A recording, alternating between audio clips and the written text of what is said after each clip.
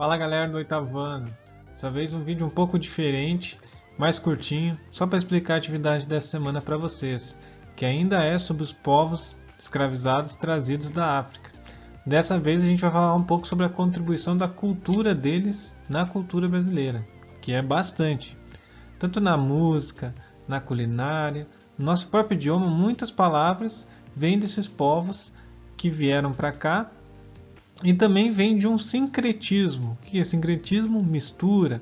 A mistura da cultura desses povos africanos com os portugueses que estavam aqui e também com os indígenas que já estavam aqui também.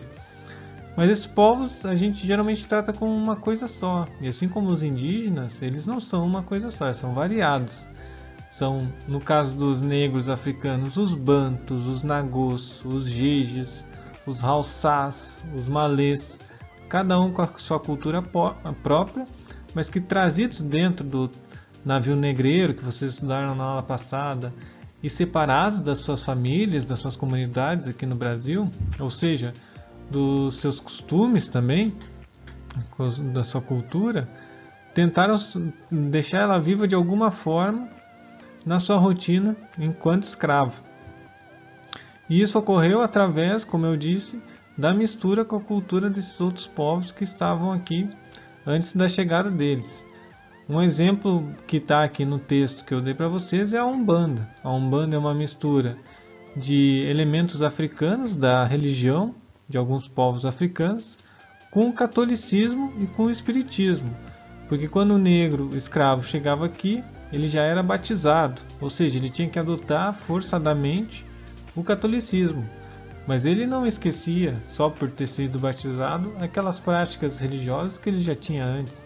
Então, um jeito de tentar escapar de uma repressão, de uma violência por praticar sua religião, era transformar o Deus que eles acreditavam, os deuses que eles acreditavam nas religiões africanas, com o Deus e os anjos e os santos do catolicismo. Foi assim que surgiu a prática da Umbanda e de várias outras práticas que hoje são muito comuns no Brasil, certo? Então, vocês vão ler o texto aí que fala bastante sobre isso.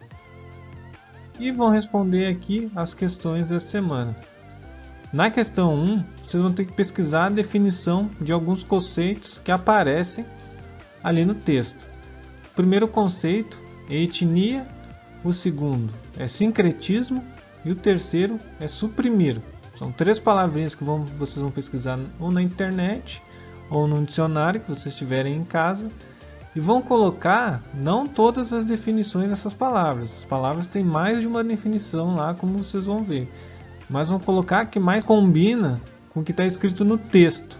Ou seja, vocês vão ter que interpretar o texto, ver onde é que aquela palavra está encaixada no texto e qual a definição que combina mais com o que o texto quer dizer.